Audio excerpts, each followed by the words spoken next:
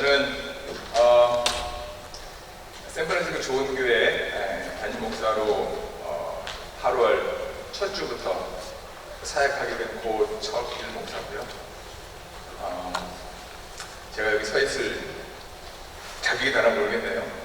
저는 여기 샌프란시스코 오기 전에는 오하이오 샌드스키라고 하는 지역에서 한 2년 사역했고요. 그 다음에 하와이 호놀룰루에서 그리스도연합감리교회에서 5분 거리 떨어져 있는 KMC 교회에서 5년 동안 사역했고, 그 전에는 뉴욕 플러싱 제일감리교회 근처에 있는 KMC 교회에서 한 4년 정도 사역을 했습니다. 미국 온 지 11년 됐고요.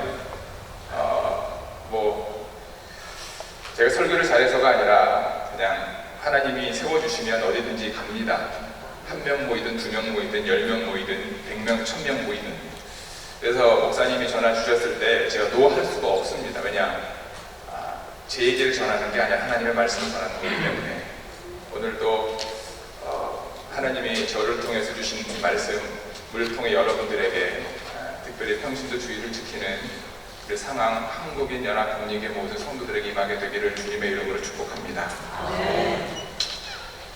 제가 2012년 5월부터 하와이에 사역을 했습니다. 하와이에 사역할 때요, 얼마 지나지 않아서 하와이의 오하우 섬 동쪽으로 갈 기회가 있었습니다. 하와이 카이라고 하는 동네를 지나서 아마 하와이 가보신 분들은 아실 거예요. 하와이 카이라고 하는 동네로 섬 동쪽으로 쭉 가다 보니까 그 호놀룰루가 있는 근처에는 산들이, 바다들이 있어가지고요, 색깔이 초록색입니다. 그리고 꽃들도 많고요. 근데 하와이 카이라고 하는 동네를 지나서 동쪽으로 가다 보니까 갑자기 색깔이 바뀌어요. 캘리포니아 로스앤젤레스처럼 거의 이제 초록색이 안 보이고요. 거의 모래랑 갈색, 그리고 산도 있지만 산에 나무들이 거의 없더라고요. 그런데 재밌는 건 뭔지 아십니까? 몇 개월 후에 제가 똑같은 곳을 또 갈 기회가 있었어요. 그랬는데 제가 가면서 느끼는 게 내가 여기 몇 개월 전에 왔던 곳인가 착각할 만큼 아무것도 없던 그 민둥산이었던 그 산에 색깔이 초록색으로 바뀌어 있는 것을 제가 보고 놀랐습니다. 왜 그런가 했더니 이제 며칠 전부터 이제 계속해서 그 지역에 비가 내려가지고요, 그 비 때문에 색깔이 초록색으로 바뀌었다는 거예요. 풀들이 다 말라서 죽은 것처럼 보였습니다. 마치 사막과 같은 느낌이었습니다. 그런데 그로부터 몇 달 후에 보았는데 사막과 같은 곳이 아니라 초록 물결로 덮여있는 것을 발견하고 얼마나 놀랐는지 모릅니다. 여러분, 너무 더워서 죽은 줄 알았던 산 위에 풀들이 초록색을 입을 수 있었던 이유는 아까 말씀드렸던 것처럼 비가 왔기 때문에 그렇습니다. 하지만 여러분, 이 비가 원인일 수 있지만 만약에 풀들이 생명력이 없었다면, 풀들이 정말로 죽어 있었다면 아무리 많은 비가 그곳에 내려도 그 풀들은 살아날 수 없었을 겁니다. 비록 말라 죽은 것처럼 보였을지 모르지만 그 풀이 죽은 것이 아니라 생명력이 있었고, 땅 밑에 뿌리 깊은 곳에 생명력이 있었기 때문에 그곳에 물이 공급되어졌을 때 초록색 옷을 입을 수 있게 된 것입니다. 생명력이 있다면, 살아있다면 이렇게 다릅니다. 죽은 것처럼 보이지만 죽은 것이 아닙니다. 공급을 받으면 다시 살아날 수 있는 거죠. 여러분께 묻고 싶습니다. 여러분, 죽어 있습니까? 살아 있습니까? 죽어 계신 분 여기 안 계시겠죠? 그렇죠? 우리가 죽었는지 살았는지 어떻게 알 수 있을까? 생명력이 있다면 여러분, 자라나야 되는 거예요.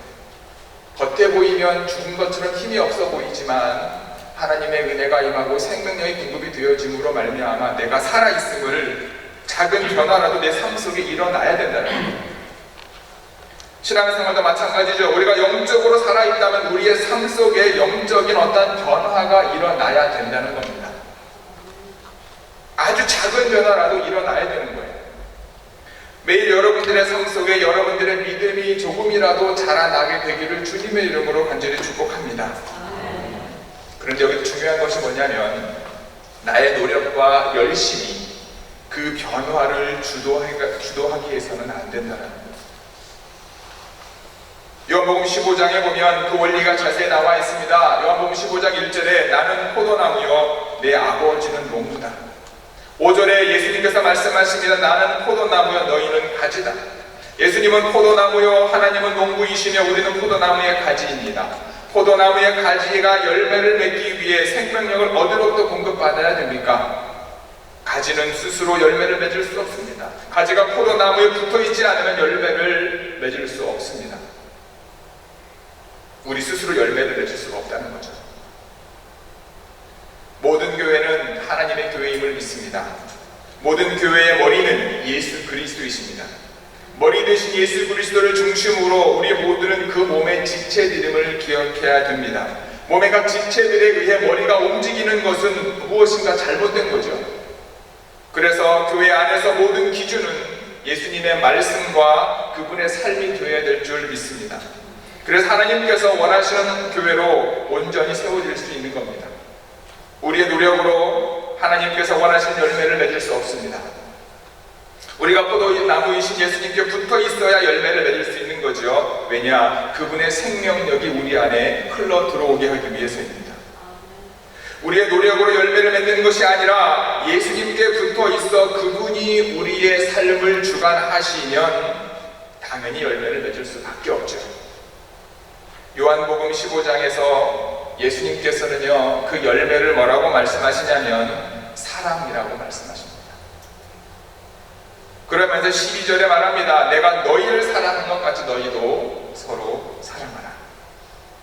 예수님께서 우리를 어떻게 사랑하셨습니까? 그분은 자기 목숨을 내놓으시면서까지 우리를 사랑하셨습니다. 우리가 예수님을 선택한 것이 아닙니다. 우리가 하나님을 선택한 것이 아닙니다. 하나님께서 우리를 먼저 선택하셨습니다. 하나님께서 우리를 선택하셔서 열매 맺게 하시고자 우리를 부르신 거죠.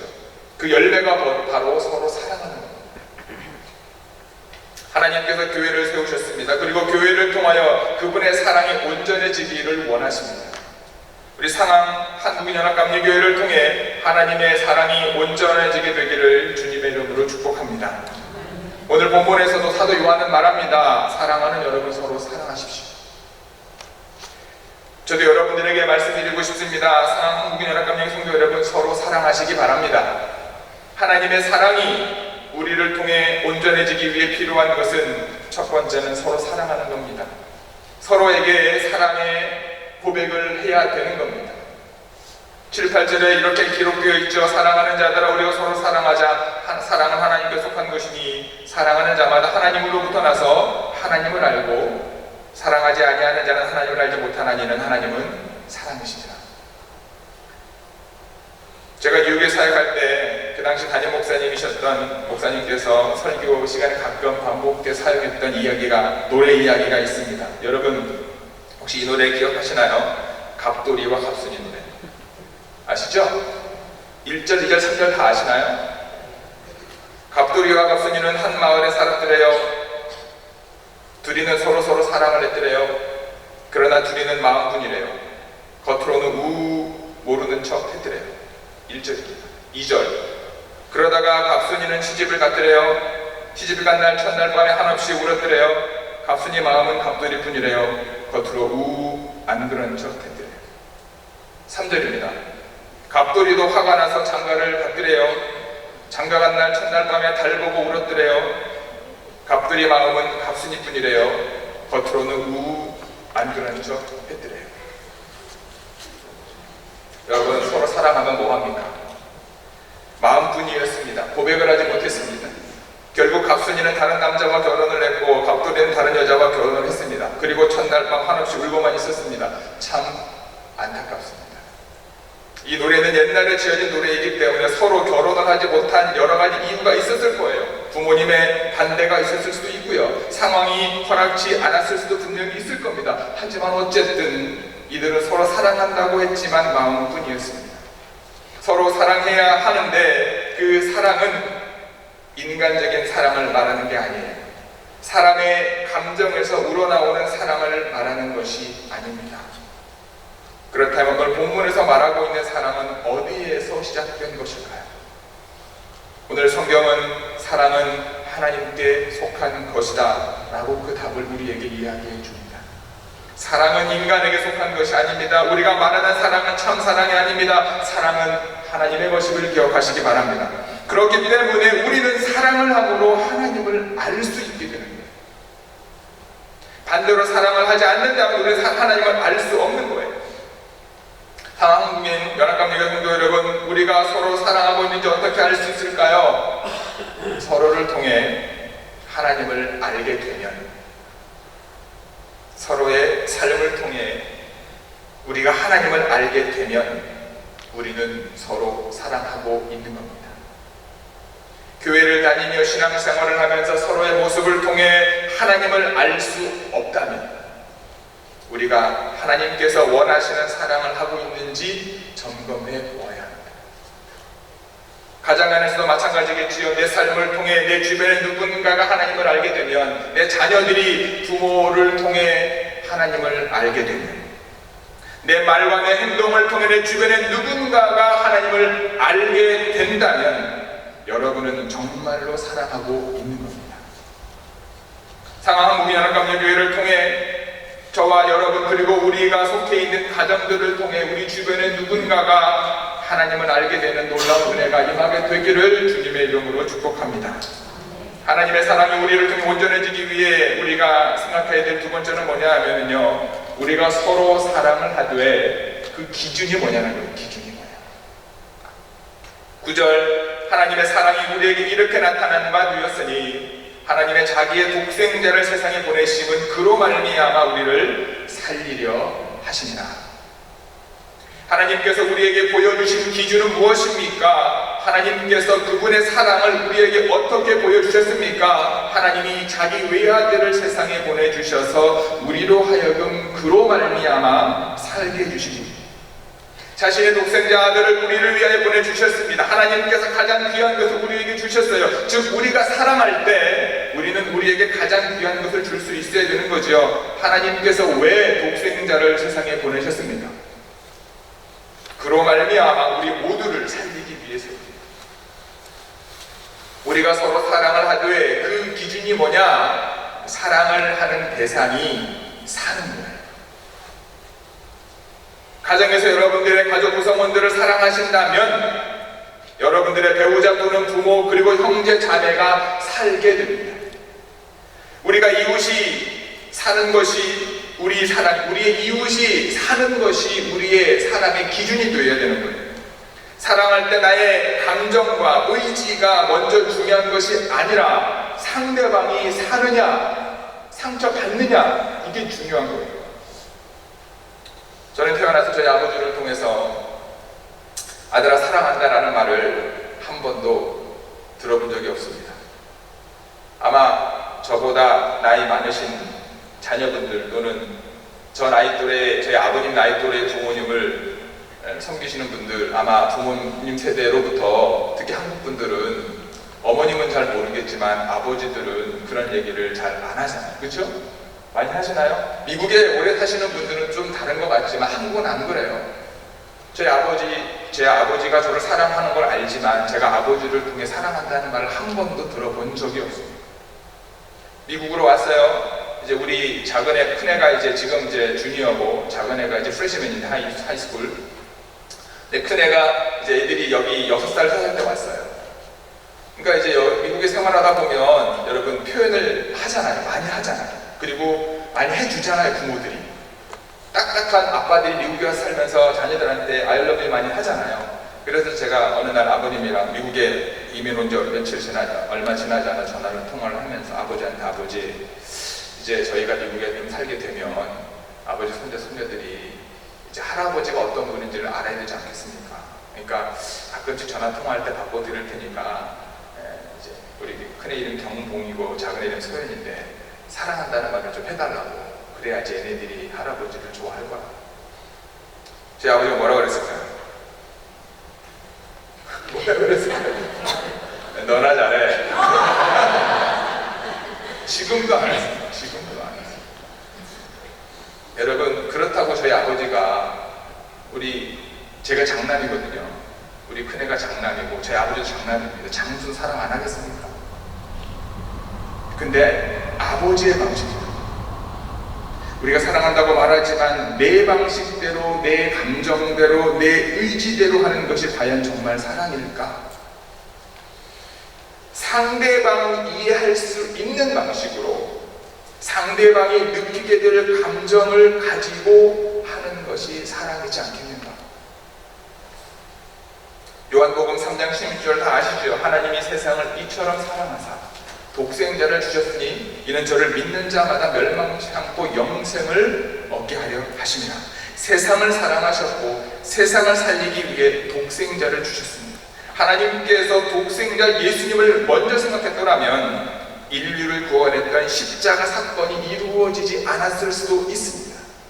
인간이 이해할 수 있는 방법을 선택하셨던 거죠. 그리고 인간의 모습으로 예수님께서 이 땅에 오신 겁니다. 이것이 사랑의 기준입니다. 우리 좌우를 볼까요? 지금 여러분 오른쪽 또는 왼쪽에 앉아있는 그 분이 사는 것이 여러분들의 사랑의 기준임을 잊지 마시기 바랍니다.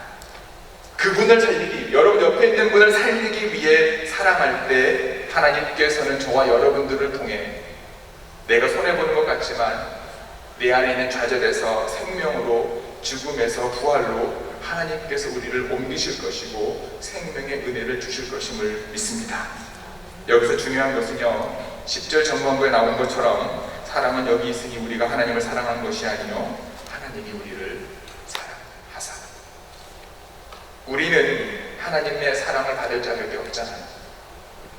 우리는 하나님의 사랑을 받을 수 있는 어떠한 것도 하지 않았잖아요. 오히려 우리는 하나님의 사랑을 받기보다 하나님으로부터 벌을 받아야 될 존재들이잖아요. 우리의 상태는요, 하나님에게는 상관이 없습니다. 아무 조건 없이 하나님이 먼저 우리를 사랑하신 거예요. 이것이 사실입니다. 여러분들이 좋은 학교를 졸업해서 하나님께서 여러분들을 사랑하시는 것도 아닙니다. 여러분들이 사업적으로 성공을 하거나 어떤 높은 자리에 올라가서 하나님께서 여러분들을 사랑하신 것도 아니에요. 교회는 세상적으로 성공한 사람들이 모이는 곳이 아닙니다. 하나님의 사랑이 필요한 사람들이 모이는 곳이 바로 교회입니다. 하나님의 사랑을 아는 사람들이 모이는 곳이 바로 교회입니다. 하나님께서 먼저 사랑하신 것을 절대 잊지 마시기 바랍니다. 그분의 사랑으로 우리가 사랑할 수 있는 거예요.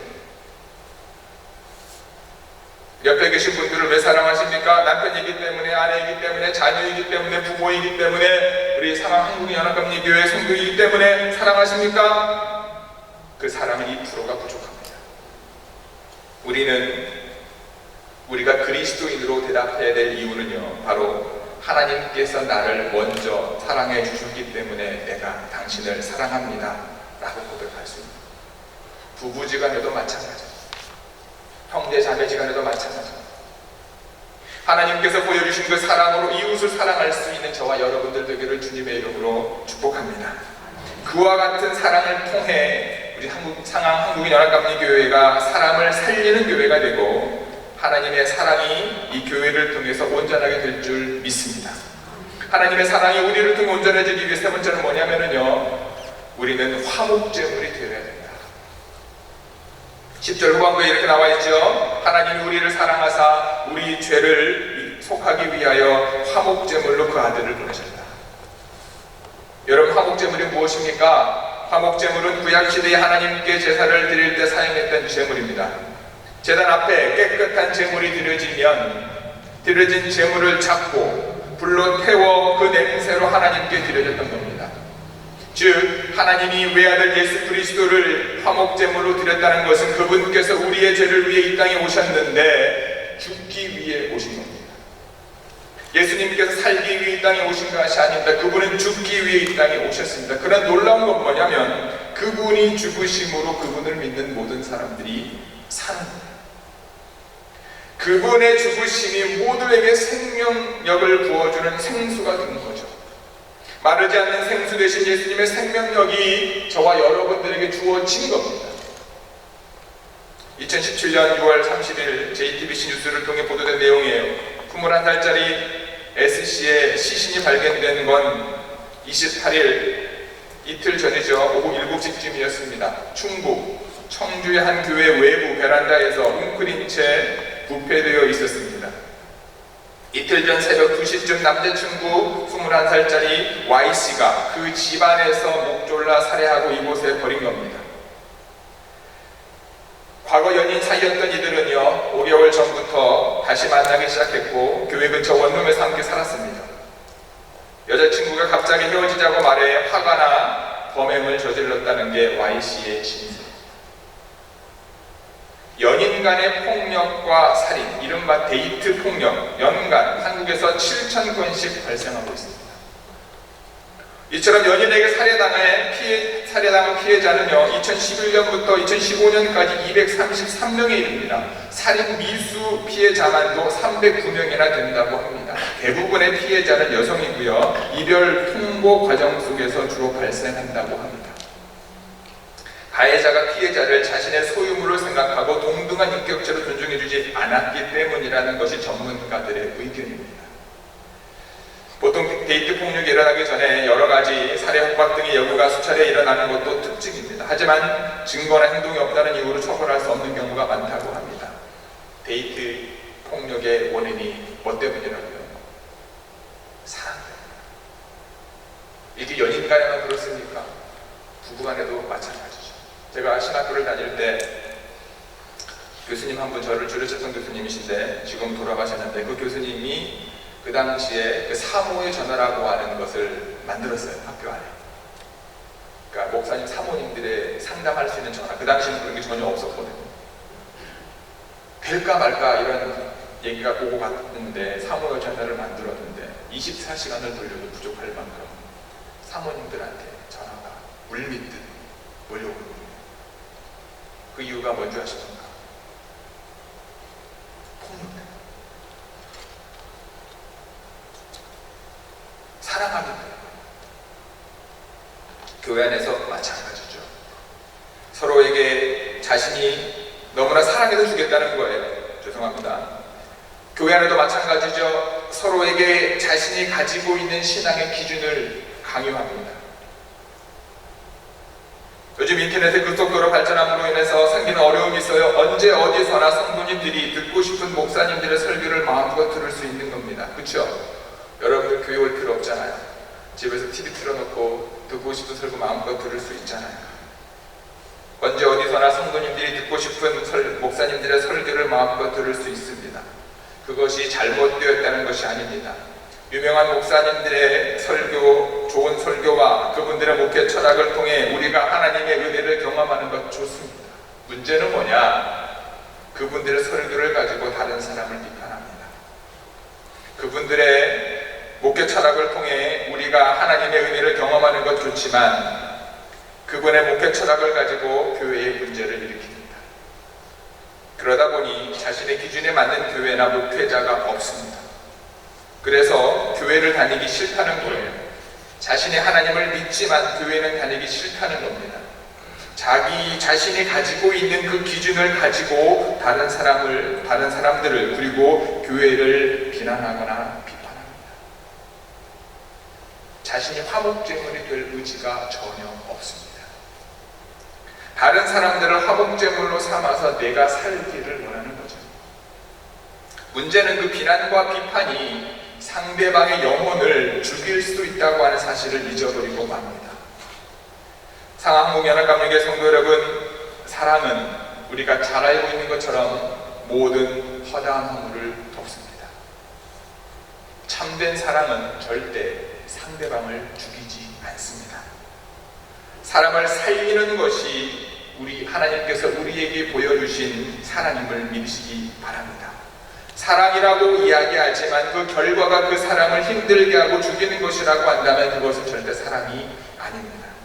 이것은 사랑이라고 이야기하지만 하나님으로부터 시작된 것이 아니라, 하나님이 우리에게 보여준 것이 아니라 나로부터 시작된 것입니다. 육체로부터 시작된 거예요. 인간의 방식으로 사랑하는 것을 말하는 겁니다. 바울은 다음과 같이 말합니다. 고린도전서 3장 3절에 너희는 아직도 육신에 속한 자로다. 너희 가운데 시기와 분쟁이 있으니 어찌 육신에 속하여 사람을 따라 행함이 아니리요. 고린도후서 3장 17절 주는 영이시니 주의 영이 계신 곳에는 참 자유가 있다. 영은 살리는 것이요 육은 무익한 것입니다. 우리가 서로 사랑한다고 하지만 우리 안에 시기와 분쟁이 있다면 그것은 하나님께서 보여주신 사랑이 아닙니다.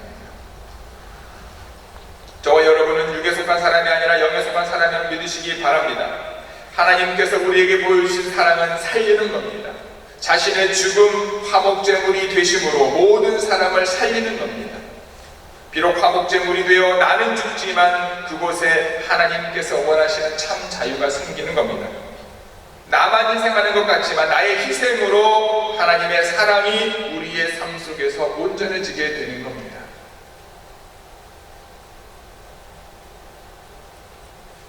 하나님께서 예수님을 이 땅에 보내셨고 하나님께서 하나님의 뜻에 순종함으로 예수님께서 하나님의 뜻에 순종함으로 인류의 구원을 이루셨습니다.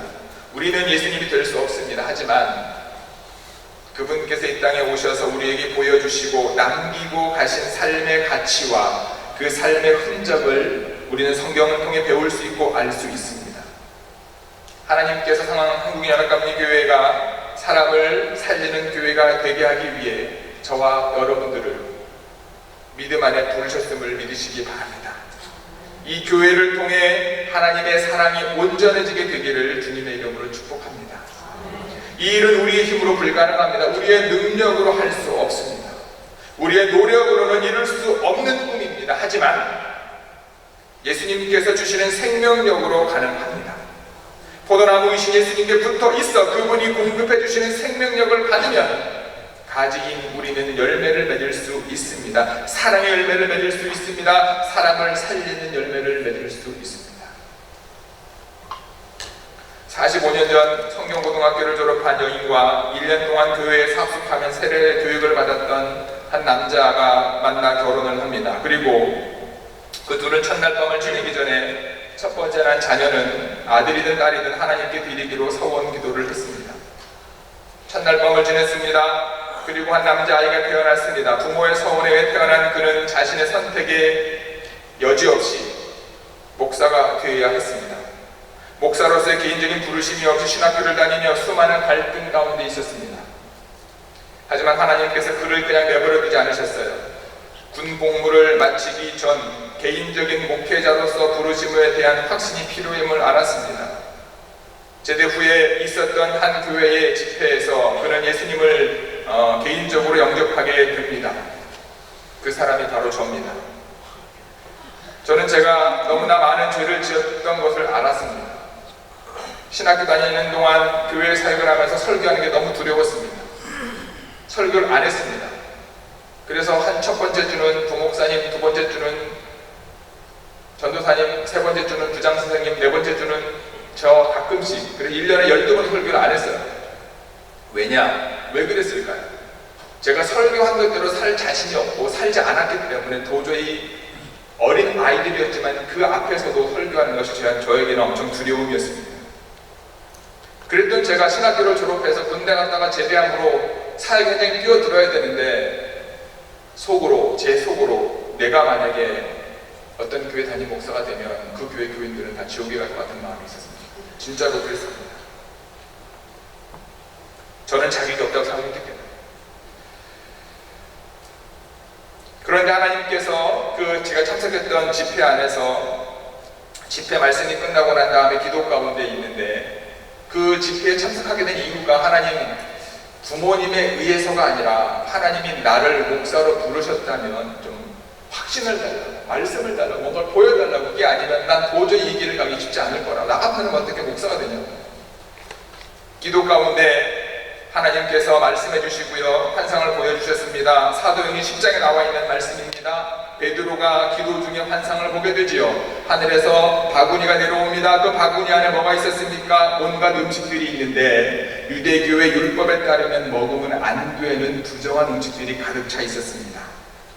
그때 하늘에서 베드로에게 음성이 들립니다. 일어나 잡아 먹어라. 베드로는 대답합니다. 주님, 저는 이 음식을 먹을 수 없습니다. 태어나서 한 번도 번도 부정한 음식을 먹은 적이 없습니다. 어떻게 그런 제가 부정한 음식을 먹을 수 있겠습니까?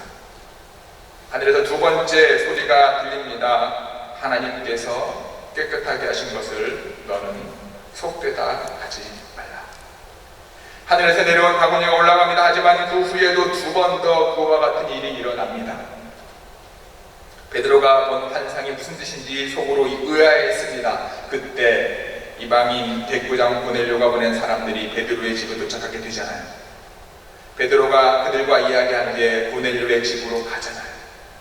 당시에 유대인으로서 이방인과 교제하며 가까이 하는 것이 위법이었지만 아무도 속되다 하거나 깨끗하지 않다 하지 말라고 하는 하나님의 말씀에 순종함으로 그들에게 세례를 베풀게 되잖아요. 그 이야기를 기억나게 하시면서 제 마음에 다음과 같은 말씀을 주시는 거예요. 척이라, 네 말이 맞아. 너는 죄인이야. 너는 목사가 될 자격이 없어. 하지만 목회는 네가 하는 게 아니야. 목회는 내가 하는 거야. 너는 나만 믿으면 돼. 내가 거룩하니까 너도 거룩해질 수 있어. 주님 앞에 저는 두 손을 들 수밖에 없었습니다. 그리고 고백합니다. 목사가 되는 것은 제가 하는 것이 아니었습니다. 목회는 제가 열심히 하는 것이 아니었던 거죠. 목사를 목사답게 하는 것은 하나님께서 하는 것이었고 목회 또한 하나님께서 하시는 것이었습니다. 저는 부정하고 거룩하고 못하지만 부족하지만 거룩하신 하나님을 믿고 그분의 인도하심에 순종할 때 그분이 거룩함이 제 삶을 통해 넘치고 저의 삶의 모든 자리에 흘러가게 된다라고 하는 사실입니다. 하나님의 사랑이 저와 여러분들 삶 가운데 온전해지기 위해서 사랑합시다, 사랑합시다 자주 얘기하잖아요.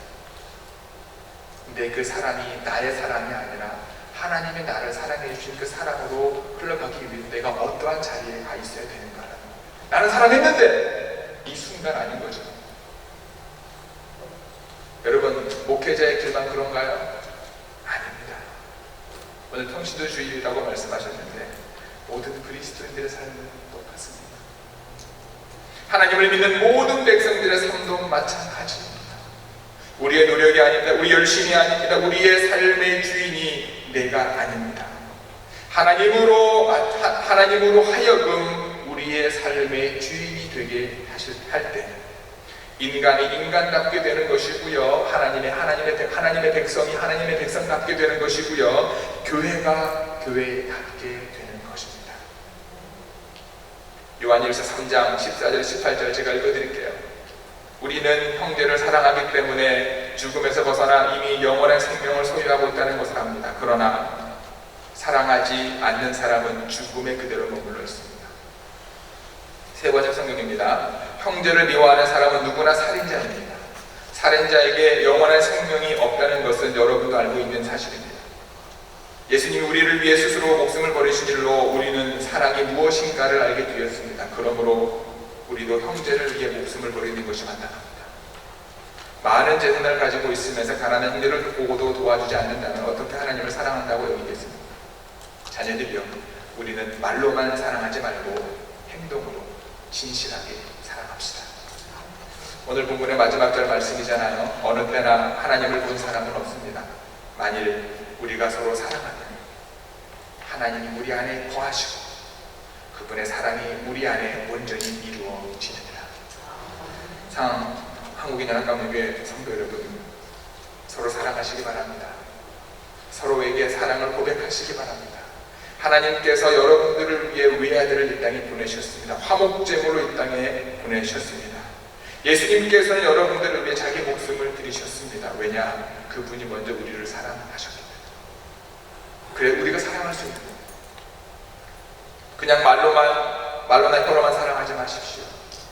행함과 진실하심으로 사랑하시기 바랍니다. 우리는 예수님이 될 수 없지만 생명의 근원 되신 예수님의 생명력에 닿는 날까지 하나님이 우리에게 보여주신 기준에 맞추어서 온전해질 수는 없지만 예수 그리스도로부터 받은 생명력으로 저와 여러분들이 사랑할 수 있게 되기를 주님의 이름으로 간절히 축복합니다. 멀리 있는 분들을 사랑하기 이전에 먼저 여러분 곁에 있는 분들이 어떻게 하면 살 수 있는지, 어떻게 하면 살 수 있는지, 불평과 비판과 비난 이전에 그 사람이 원하는 게 뭔지, 그 마음을 가지고 살아갈 때 예수님의 복음이 땅 끝까지 전해질 줄 저는 믿습니다. 그 모든 과정 가운데서 우리 한국연합감리교회 모든 믿음의 지체들 이 안에 하나님의 임재를 경험하게 될 것이고, 주님의 사랑이 이 교회를 통해 여러분의 삶과 과정을 통해 이루어지게 될 줄 믿습니다.